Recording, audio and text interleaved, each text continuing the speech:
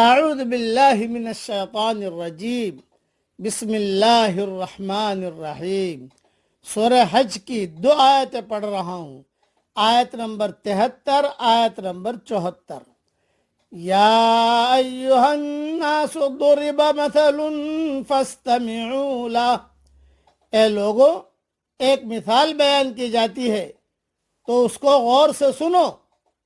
ان الذين تدعون من دون الله لن يخلقوا ذبابا ولو اجتمعوا له، تم لوگ جو اللہ کے سوا جس چیز کو پکارتے ہو وہ ایک مکھی بھی پیدا نہیں کر سکتے، اگرچہ سب کے سب اس کے لیے جمع ہو جائیں۔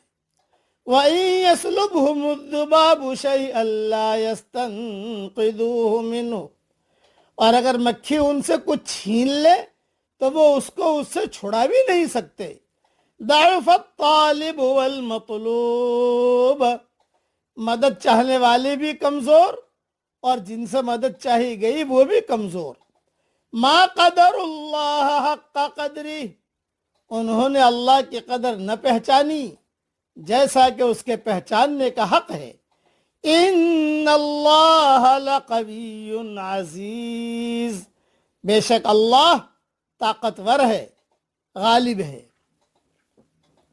اب اس کی تشریح سن لیجئے، لیکن دھیان سے سننا۔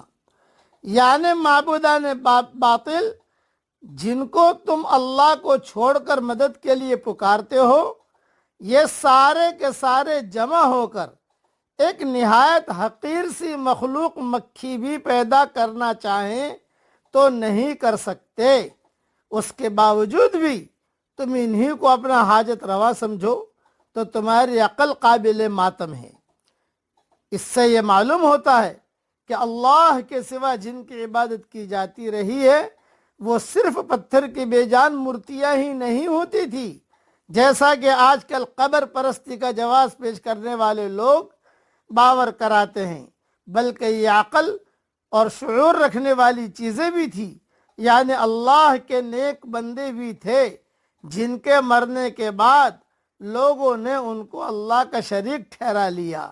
اسی لیے اللہ تعالیٰ فرما رہا ہے کہ یہ سب اکٹھے بھی ہو جائیں تو ایک حقیر ترین شے مکھی بھی پیدا نہیں کر سکتے۔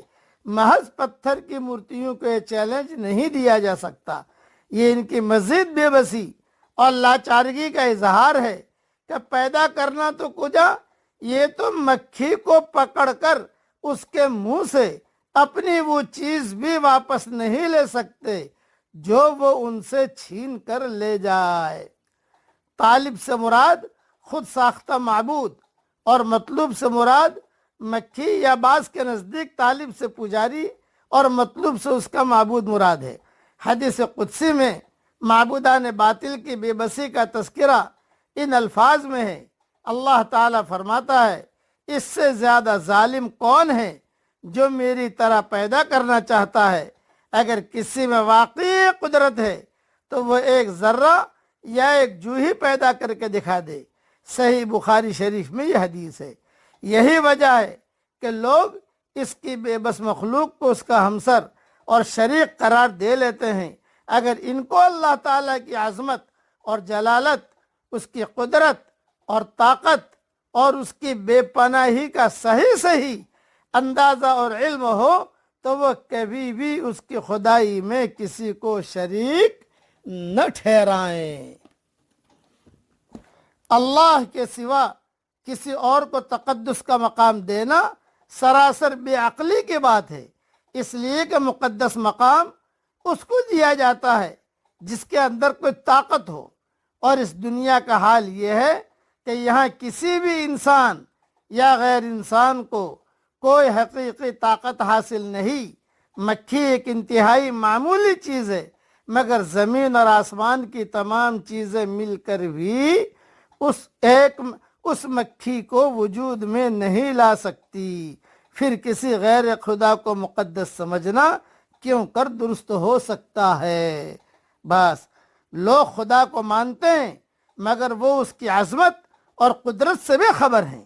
اگر وہ خدا کو ویسا مانے جیسا کہ اس کو ماننا چاہیے تو تو انہیں اپنے یہ تمام عقیدے مذہب کا خیز حد تک بے معنی معلوم ہو، وہ خود ہی ایسے تمام عقیدوں سے دستبردار ہو جائے۔ اس لیے اللہ کو بھی مانو، اس کی طاقت کو بھی مانو، اللہ کو بھی مانو اور اس کی بھی مانو۔ اللہ تعالی ہم سب کو عمل کرنے کی توفیق عطا فرمائے۔